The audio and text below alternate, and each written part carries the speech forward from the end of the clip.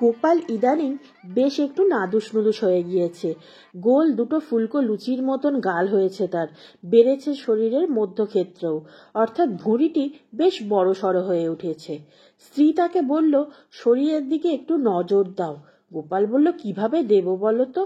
তখন তার স্ত্রী বলল, একটু খাওয়া দাওয়াটা কমাও। গোপাল জবাবে বলল, আমার আর আছে কি বলতো? অনেকের তো কত নেশা আছে, কারুর মেয়ের নেশা, কারুর মদের নেশা, কারুর জুয়োর নেশা। আমার তো এসব কোনো বেলাই নেই। নেশার মধ্যে একটু খেতে ভালোবাসি, এই যা। এটাও যদি কমাতে বলো তাহলে আর আমার জীবনে কি থাকে, বলে সে হি হি করে হাসতে থাকলো।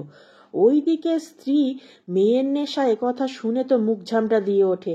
যাও না, কত মেয়ের কাছে যাবে, যাও, দেখবো আমার মতো কে করে তোমার, আর তোমার মুরদও আমার দেখবো, বলে সে চেঁচাতে আরম্ভ করলো। আরে চাঁদ বদনী, আমি কি সে কথা বলেছি নাকি? এই কথা বলে গোপাল এবার বউকে সামলাতে গেল। আমি তো শুধু কথার কথা বলেছি মাত্র। তোমার মতন মানুষ পেয়ে আমি কি কারুর দিকে তাকাই বলো? আর এই জন্মে কেন, পরের জন্মেও আমি তোমাকেই চাই, বলে বউকে একটু ঠান্ডা করার চেষ্টা করতে লাগলো। সেদিনের মতন দুজনের মধ্যে আর কোনো সেরম কথা হলো না। কিন্তু যে কথা বলার জন্য বউ বলল, সে কথাটাই আর গুরুত্ব পেল না, অর্থাৎ খাওয়া দাওয়ার ব্যাপারটা। গোপাল নিজে খাদ্যরসিক, সে খেতে ভালোবাসে, সুতরাং বেশি খেলে শরীরে যা হয় গোপালের ক্ষেত্রেও তাই হয়েছে। একে তো বেটেখাটো মানুষ, তার ওপরে গোলগাল, ধুতির ওপরে ফুলহাতা জামা চড়িয়ে ছাতা মাথায় দিয়ে যখন হেঁটে যায়, তখন দূর থেকে দেখে কে বলবে যে একটা মানুষ ছাতা মাথায় দিয়ে যাচ্ছে? মনে হয় যেন একটা কুমড়ো পটাশ গুড়গুড় করে হেঁটে চলেছে। আর শরীর ভারী হয়ে গেলে কে না জানে যে কাজ করতে মন লাগে না, আলস্য এসে যায়।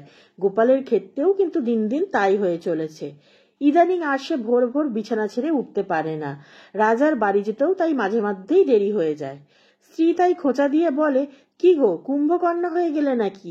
বাজার হাট তো কবে থেকেই করছো না, আর তার উপরে পড়ে পড়ে ঘুমাচ্ছ। এ কেমন কথা গো?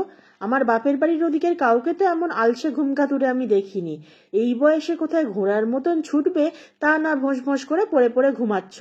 একদিন জলে ছিটে দিয়ে ওঠাবার চেষ্টা করলো, কিন্তু কোনো লাভ হলো না। শেষে গোপালের স্ত্রী হাল ছেড়ে দিল।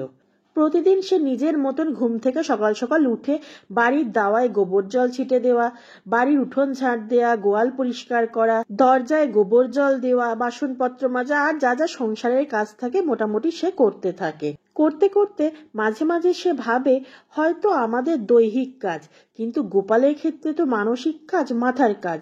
তাই মাথাটাকেও তো একটু বিশ্রাম দেওয়ার দরকার। যাক গে, ঘুমাচ্ছে ঘুমাক, বলে সে তাকে ঘুমোতে দেয়।